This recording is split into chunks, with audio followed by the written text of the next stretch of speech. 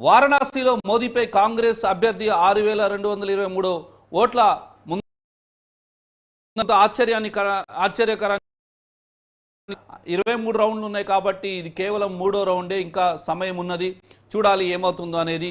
మరోవైపు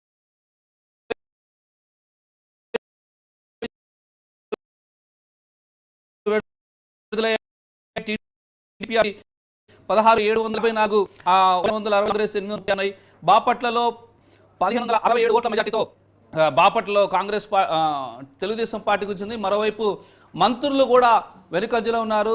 ఆంధ్రప్రదేశ్లో వైఎస్ఆర్సీపీకి సంబంధించి మంత్రులు అంబటి రాంబాబు, చెల్లి రాజేంద్ర ప్రసాద్, అదేవిధంగా నగర్ నుంచి కంటెస్ట్ చేస్తున్నటువంటి రోజా కూడా వెనుకంజలో ఉన్నారు.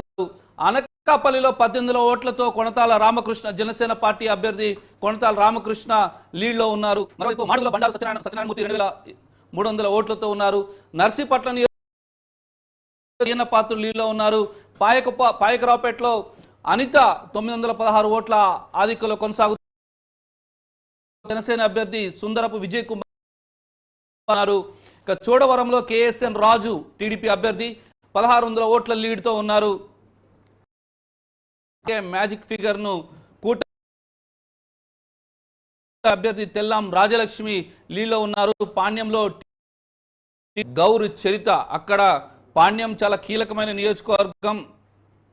కాటసాని రాంభూపాల్ రెడ్డి ఇప్పటికే 6 సార్లు అక్కడ ఎమ్మెల్యేగా గెలిచారు. ఆయన 7వ సారి ఆ అసెంబ్లీలో ఒకపెట్టి ఈసారి వైఎస్ఆర్ కాంగ్రెస్ పార్టీ అధికారంలోకి వస్తే ఆయన,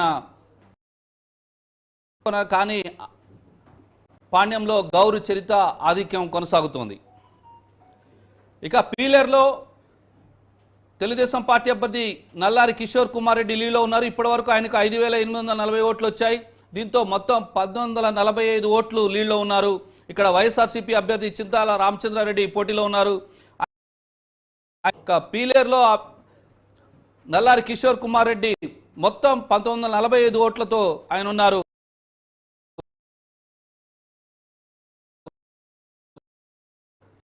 అంటే రాజంపేట పార్లమెంట్ పరిధిలో ఉన్న నియోజకవర్గంలో వైఎస్ఆర్సీపీ అభ్యర్థి